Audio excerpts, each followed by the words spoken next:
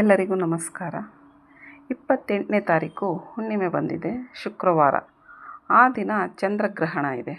ಆದರೆ ಅದು ನಮ್ಮ ದೇಶದಲ್ಲಿ ಗೋಚರಿಸೋದಿಲ್ಲ, ಅದು ಬೇರೆ ದೇಶದಲ್ಲಿ ಗೋಚರಿಸುತ್ತೆ. ಇಲ್ಲಿ ನಮಗೆ ಕಾಣಿಸೋದಿಲ್ಲ, ಆದರೆ ಅದರ ಪ್ರಭಾವ ಇರುತ್ತೆ. 28ನೇ ತಾರೀಕು ಶುಕ್ರವಾರ ಹುಣ್ಣಿಮೆ ದಿನ ಈ ಗ್ರಹಣ ಬಂದಿರೋದ್ರಿಂದ ಇದನ್ನು ರಾಹುಗ್ರಸ್ತ ಚಂದ್ರಗ್ರಹಣ ಅಂತಾರೆ. ಆದರೆ ಈ ಗ್ರಹಣದಿಂದ ತುಂಬ ಒಂದು ಯೋಗ ಉಂಟಾಗುತ್ತೆ. ಕೆಲವು ಗ್ರಹಣದಿಂದ ಕೆಟ್ಟ ಪರಿಣಾಮ ಉಂಟಾಗುತ್ತೆ. ಈ ಗ್ರಹಣದಿಂದ ಒಳ್ಳೆಯ ಯೋಗ ಉಂಟಾಗುತ್ತೆ, ತುಂಬ ಒಳ್ಳೆಯ ಪರಿಣಾಮವನ್ನು ಬೀರುತ್ತೆ. ಕೆಲವೊಂದು ಪರಿಹಾರಗಳನ್ನ ಮಾಡಿಕೊಂಡ್ರೆ ಒಳ್ಳೆಯ ಪರಿಹಾರ ನಮಗೆ ಸಿಗುತ್ತೆ. ಈ ದಿನದ ಯೋಗ ಬಂದು ಸುಕರ್ಮ ಯೋಗ ಅಂತ ಕರೀತಾರೆ. ಇದು ತುಂಬಾ ಒಳ್ಳೆಯ ಯೋಗ. ಈ ದಿನ ಕೆಲವೊಂದು ಪರಿಹಾರಗಳನ್ನ ಮಾಡಿಕೊಂಡ್ರೆ, ಇಂಥ ರಾಶಿಯವರೇ ಅಂತಲ್ಲ, ಯಾರು ಬೇಕಾದ್ರೂ ಮಾಡ್ಕೋಬೋದು.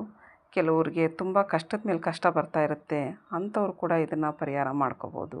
ಹಾಗೆ ಕೆಲವ್ರಿಗೆ ವೃತ್ತಿಯಲ್ಲಿ ಸಮಸ್ಯೆಗಳನ್ನ ಅನುಭವಿಸ್ತಾ ಇರ್ತಾರೆ, ಕೆಲವು ಶುಭ ಕಾರ್ಯಗಳಲ್ಲಿ ವಿಘ್ನಗಳನ್ನು ಅನುಭವಿಸ್ತಿರ್ತಾರೆ. ಹಾಗೆ ಕೆಲವರು ಹಣಕಾಸಿನ ವಿಷಯದಲ್ಲಿ, ಕೆಲವರು ಭೂಮಿ ವಿಷಯದಲ್ಲಿ, ಹೀಗೆ ಎಲ್ಲದರಲ್ಲೂ ಅಡಚಣೆಯನ್ನು ಅನುಭವಿಸ್ತಾ ಇರೋರು ಇದರಿಂದ ಆ ದಿನ ಈ ಪರಿಹಾರ ಮಾಡ್ಕೊಳ್ಬೋದು. ಅದು ಏನಪ್ಪ ಅಂದರೆ, ಆ ದಿನ ಮುಂಜಾನೆ ಸ್ನಾನ ಆದ ನಂತರ ಮನೆಯಲ್ಲಿ ಉತ್ತರಕ್ಕೆ ಮುಖ ಮಾಡಿ ಕೂತ್ಕೊಂಡು ಈ ಮಂತ್ರನ 40 ಬಾರಿ ಹೇಳಬೇಕು. ಅದೇನಪ್ಪ ಅಂದರೆ, ಓಂ ಸಹಸ್ರನೇತ್ರಾಯ ವಿದ್ಮಹೆ ವಜ್ರಹಸ್ತಾಯ ಧೀಮಹಿ ತನ್ನೋ ಇಂದ್ರ ಪ್ರಚೋದಯಾತ್. ಇನ್ನೊಮ್ಮೆ ಹೇಳ್ತೀನಿ, ಓಂ ಸಹಸ್ರನೇತ್ರಾಯ ವಿದ್ಮಹೆ ವಜ್ರಹಸ್ತಾಯ ಧೀಮಹಿ ತನ್ನೋ ಇಂದ್ರ ಪ್ರಚೋದಯಾತ್. ಇದು ಇಂದ್ರನ ಮಂತ್ರ. ಈ ಮಂತ್ರನ 40 ಬಾರಿ ಉತ್ತರಕ್ಕೆ ಮುಖ ಮಾಡಿ ಕೂತ್ಕೊಂಡು ಹೇಳ್ಬೇಕು. ಇದಕ್ಕೇನು ತುಂಬ ಸಮಯ ಹಿಡಿಯೋದಿಲ್ಲ, ಸುಲಭವಾಗಿ ಮಾಡ್ಬೋದು. ಆ ನಂತರ ಇನ್ನೊಂದು ಕುಜ ಬೀಜ ಮಂತ್ರ ಇದೆ. ಇದನ್ನು ಕೂಡ ಉತ್ತರಕ್ಕೆ ಮುಖ ಮಾಡಿ ಕೂತ್ಕೊಂಡು ಇದನ್ನು 40 ಬಾರಿ ಹೇಳಬೇಕು. ಅದು ಈ ರೀತಿ ಬರುತ್ತೆ. ಓಂ ಕ್ರಾಂ ಕ್ರೀಂ ಕ್ರೌಂ ಸಹ ಭೌಮಾಯ ನಮಃ.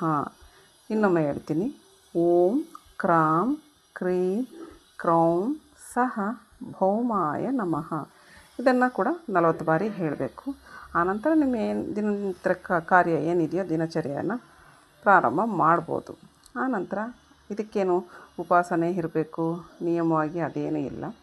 ಸಂಜೆ ದೇವಿ ದೇವಸ್ಥಾನಕ್ಕೆ ಹೋಗಬೇಕು.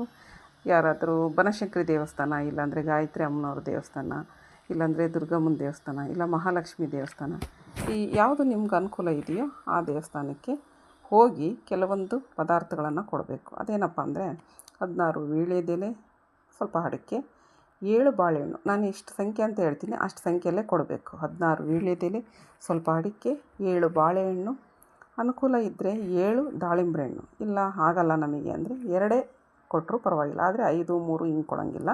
2 ದಾಳಿಂಬೆ ಹಣ್ಣು, ಸ್ವಲ್ಪ ಅರಿಶಿನ, ಒಂದು ಅರಿಶಿನದ ಪಾಕೆಟ್, ಒಂದು 50 ಗ್ರಾಮ್ 100 ಗ್ರಾಮ್ ಅರಿಶಿನ, 2 ನಿಂಬೆಹಣ್ಣು. ಇದಿಷ್ಟು ತೊಗೊಂಡೋಗಿ ದೇವಿ ದೇವಸ್ಥಾನಕ್ಕೆ ಕೊಟ್ಟು ಮನೆಯ ಯಜಮಾನರ ಹೆಸರಲ್ಲಿ ಅರ್ಚನೆ ಮಾಡಿಸ್ಕೋಬೇಕು. ಇಲ್ಲ ಅಲ್ಲಿ ತುಂಬ ತಡ ಇತ್ತು, ಅಲ್ಲಿ ರಶ್ ಇತ್ತು, ಅವ್ರು ಮಾಡಲ್ಲ ಅಂದರೆ ದೇವಸ್ಥಾನಕ್ಕೆ ಅರ್ಪಿಸಿ ನಮಸ್ಕಾರ ಮಾಡ್ಕೋಬೋದು. ಅದಕ್ಕೆ ಏನು ಅರ್ಚನೆ ಮಾಡಿಸ್ಕೊಂಡ್ರೆ ಅಂತ ಅಲ್ಲ, ನಿಮ್ಮ ಅನುಕೂಲ ಆದರೆ ಮಾಡಿಸ್ಕೊಳ್ಳಿ, ಇಲ್ಲಾಂದರೆ ಎಲ್ಲ ದೇವಸ್ಥಾನಕ್ಕೆ ಅರ್ಪಿಸಿ ನಂತರ ದೇವಸ್ಥಾನದ ಒಳಗಡೆ ಅಥವಾ ಇಲ್ಲ ಹೊರಗಡೆ ದೇವಸ್ಥಾನದ ಹತ್ರ ಒಂದು ಕೂತ್ಕೊಂಡು ಮತ್ತೆ ಒಂದು ಮಂತ್ರ ಇದೆ, ಲಕ್ಷ್ಮೀ ಮಂತ್ರ. ಅದನ್ನು 12 ನಿಮಿಷಗಳ ಕಾಲ ಅಲ್ಲಿ ಕೂತ್ಕೊಂಡು 12 ನಿಮಿಷ ಇದನ್ನು ಹೇಳ್ಕೋಬೇಕು. 12 ನಿಮಿಷಕ್ಕಿಂತ ಕಡಿಮೆ ಹೇಳೋಗಿಲ್ಲ, 15 ನಿಮಿಷ ಆದರೂ ಪರವಾಗಿಲ್ಲ. ಟೈಮ್ ಸೆಟ್ ಮಾಡ್ಕೊಂಡು ಕೂತ್ಕೊಂಡು ಈ ಮಹಾಲಕ್ಷ್ಮಿಯ ಮೂಲ ಬೀಜ ಮಂತ್ರ ಹೇಳಬೇಕು. ಅದು ಈ ರೀತಿ ಬರುತ್ತೆ. ಓಂ ಶ್ರೀಂ ಮಹಾಲಕ್ಷ್ಮೈ ನಮಃ, ಓಂ ಶ್ರೀಂ ಮಹಾಲಕ್ಷ್ಮೈ ನಮಃ. ಈ ಮಂತ್ರನ 12 ನಿಮಿಷ ನೀವು ಕೂತ್ಕೊಂಡು ಮನಸ್ಸಿನಲ್ಲೇ ಹೇಳ್ಕೊಂಡು ಪ್ರಾರ್ಥನೆ ಮಾಡ್ಕೋಬೇಕು. ನಂತರ ನೀವು ಮನೆಗೆ ಬರ್ಬೋದು. ಆದರೆ ಯಾವ ಕಾರಣಕ್ಕೂ ನೀವು ಇದೇ ಒಂದು ಬೇಡಿಕೆ ಆಗಬೇಕು, ನಾನು ಈ ಕೆಲಸನೇ ಆಗಬೇಕು ಅಂತ ನಿರ್ದಿಷ್ಟವಾಗಿ ಹೇಳ್ಕೋಬಾರ್ದು. ದೇವಿ ನಿನ್ನ ಆಶೀರ್ವಾದ ಮಾತ್ರ ಕೊಡಮ್ಮ ಅಂತ, ನಿನ್ನ ಆಶೀರ್ವಾದ ಇರಲಿ ನನ್ನ ಮೇಲೆ ಅಂತ ಅಷ್ಟೇ ಹೇಳ್ಕೊಂಡು ಇದಿಷ್ಟು ಮಾಡಿ ಪ್ರಾರ್ಥನೆ ಮಾಡಿಕೊಂಡು ನೀವು ಮನೆಗೆ ಬರ್ಬೋದು. ಆದರೆ ಒಂದು ನಿಯಮ ಇದೆ. ಅದೇನಪ್ಪ ಅಂದರೆ 27, 28, 29 ಈ 3 ದಿನ ಯಾವ ಕಾರಣಕ್ಕೂ ನಾನ್ ವೆಜ್ ತಿನ್ನೋ ಹಾಗಿಲ್ಲ.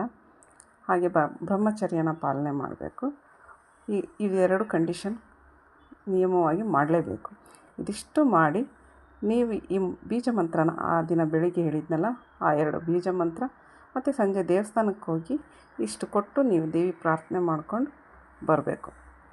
ಇಷ್ಟು ಮಾಡಿದಲ್ಲಿ ನಿಮ್ಗೆ ಎಂತೆಂಥ ಸಂಕಷ್ಟ, ನಿಮಗೆ ಏನು ಸಮಸ್ಯೆಗೆ ಅದಕ್ಕೆ ಪರಿಹಾರನೇ ಸಿಗ್ತಾ ಇಲ್ಲ ಅಂದ್ಕೊಂಡವರು ಖಂಡಿತವಾಗಿಯೂ ಕೆಲವು ತಿಂಗಳಲ್ಲೇ ಇದಕ್ಕೆ ಪರಿಹಾರ ಸಿಗುತ್ತೆ, ದಾರಿ ಆಗೇ ಆಗುತ್ತೆ. ದಯವಿಟ್ಟು ಇದನ್ನು ಯಾರೂ ಮಿಸ್ ಮಾಡ್ಕೋಬೇಡಿ. ಆ ದಿನ ತುಂಬ ವಿಶೇಷ ಯೋಗ ಉಂಟಾಗಿರೋದ್ರಿಂದ ಇದು ಒಂದು ಚಿಕ್ಕ ಒಂದು ಪರಿಹಾರನ ಮಾಡ್ಕೊಳ್ಳಿ, ಉಪಯೋಗ ಪಡ್ಕೊಳ್ಳಿ ಅಂತ ಹೇಳ್ತಾ ಇಲ್ಲಿಗೆ ನಾನು ವಿಡಿಯೋ ಮುಗಿಸ್ತಾ ಇದ್ದೀನಿ. ಎಲ್ಲರಿಗೂ ನಮಸ್ಕಾರ, ಧನ್ಯವಾದಗಳು.